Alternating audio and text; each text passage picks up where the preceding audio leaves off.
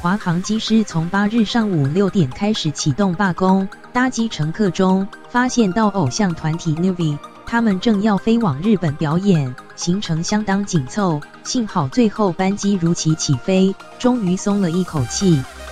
乐团 Newbie Home 用力的笑泪让他流，先忘掉所有。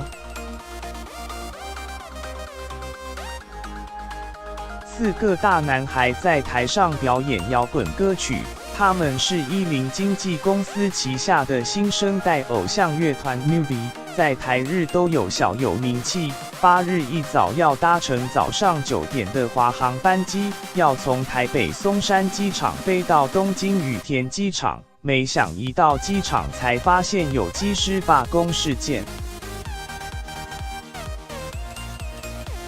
戴着口罩、帽子，他们要表演的乐器全都带在身上，下翻社。Newbie 原本很担心会 delay， 因为一下飞机就要彩排，最后照常起飞，终于松了一口气。因为行程很紧凑，如果班机取消的话，整个活动都会受影响。他们预计会在日本待到4月底。至于先前酒后搭机，惹出骚扰华航空姐的妥宗华。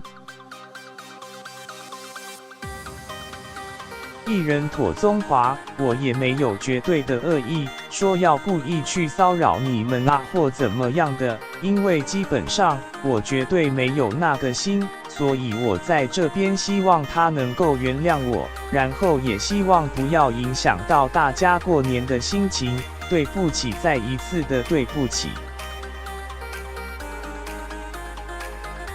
录下道歉影片。妥宗华人目前在新加坡，预计2月10日要返回台湾，能否顺利返航，还得看到时候华航机师罢工事件的后续发展。